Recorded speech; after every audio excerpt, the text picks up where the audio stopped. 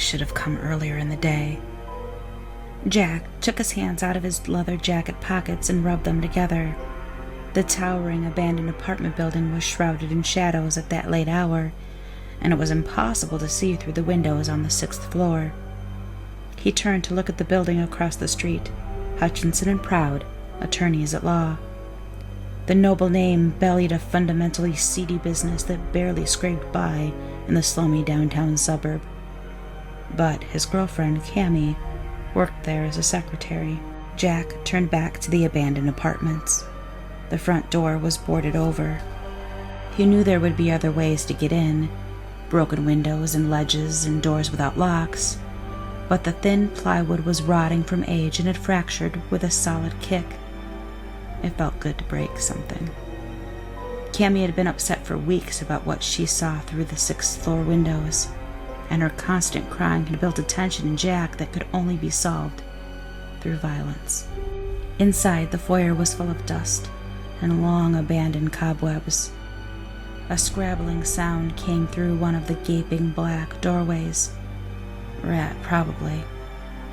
Jack rubbed the back of his hand across his nose and glowered at the dark area.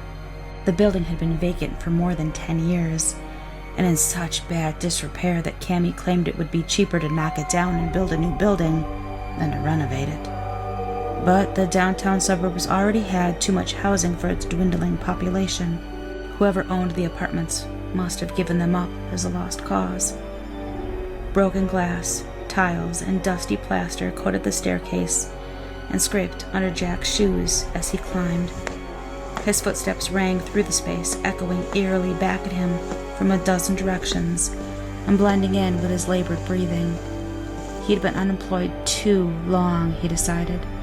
The flab from too many beers and days spent in front of the television was settling in, and his heart had to work harder to lift him up the stairwell. He repeated Cammie's words under his breath as he counted the floors. In the apartment opposite my office. That meant the 6th floor, near the building's corner. He just stands there and stares at me all day. He won't after this. Jack squeezed his fingers into fists. He would teach the creep a lesson. It didn't matter if it was a drugged-out hobo, a runaway teen, or just a run-of-the-mill pervert. If they didn't swear to stay away from the window, he would tip them over the sill and let them smack into the concrete sidewalk. The place wouldn't care. Deaths were common in the area, and unless they were blatant murders or easy to solve, they were mostly swept under the rug. The stairwell opened onto the 6th floor, and Jack paused to catch his breath. The empty hallway stretched ahead of him, sad and decaying. Half the rooms were missing doors, and wan, dying sunlight came through them. The whole area smelt of urine, rot, and sickening organic decay. He sniffled, rubbed at his nose again, then set out down the hallway, counting the rooms as he passed them. It'll be one of the windows furthest along, 2nd or 3rd from the corner room, probably. That would look directly out of Cammie's window. He peered into each room. A couple still held furniture, though they were so badly damaged that they'd be worthless. Rat droppings were thick on the ground. One room showed signs of being lived in within the last few years, but dust clung to the mattress, suggesting the owner had moved on some time ago. At last, at the hallway's second-last room, Jack found he was no longer alone. A figure, tall and thin, was silhouetted against the light, standing at the window. He stared out at the street below. Jack's heart raced, but he drew in a breath to spread his chest. He placed a hand on each side of the doorway, blocking the stranger's escape, and bellowed, "Hey!" The figure didn't reply, and didn't move. Something about it struck Jack as unusual. No human could keep that still. It wasn't even breathing. He held his pose in the doorway for a moment, watching it, then cautiously stepped into the room. As soon as he got the light out from behind the figure, it became clear. The shock and relief caused a laughing fit, and Jack doubled over as he hacked in breaths and drew a shaking hand through his hair. It was just a mannequin. Jack moved up to it and poked the cold porcelain skin as his chuckles gradually subsided. "Jeez, buddy, you've been terrorizing my girl for weeks." He pulled his mobile out, took a photo of the figure, and sent it to Cammy with a caption, "Found the creep opposite your window. He is a real dummy." It was a good pun, Jack thought, as he turned towards the window and stared at Cammy's workplace. He could barely see the little cactus she kept at her window. She'd been right. The figure was almost perfectly opposite. He wondered idly if someone had left the mannequin as a prank, or if it had just been abandoned like the other furniture. His phone buzzed with a reply message. "What the hell? Did you actually go there?" Quickly followed by, "You promised you wouldn't. It's not safe." The phone buzzed a third time. "And that's not the window guy. He doesn't just stand still. Sometimes he paces."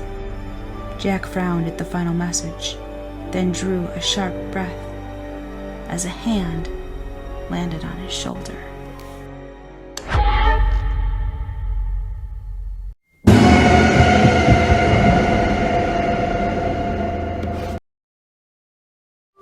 And now, a word from our sponsor. Do you like apples? Yeah. Yeah? Well, I go. Vanitas. How do you like them apples?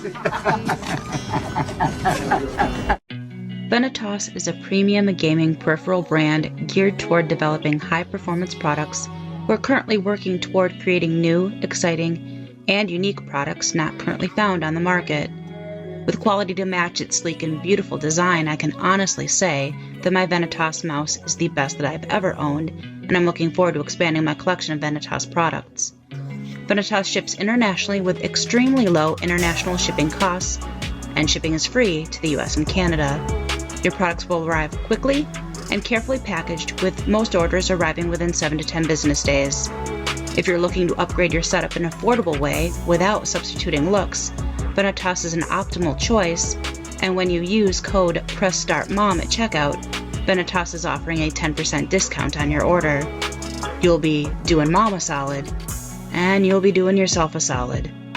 Everyone wins. Thank you so much to Vanitas for sponsoring this video. Can you see me?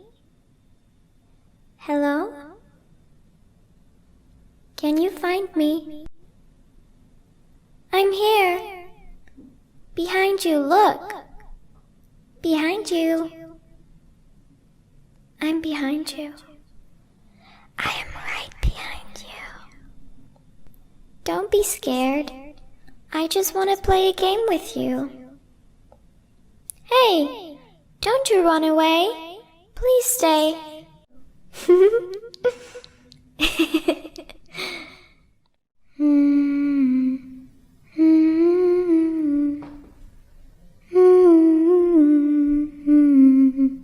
Incy Wincy Spider went up the water spout. Down came the rain and washed the spider out. Out came the sun and dried up all the rain. So Incy Wincy Spider went up the spout again.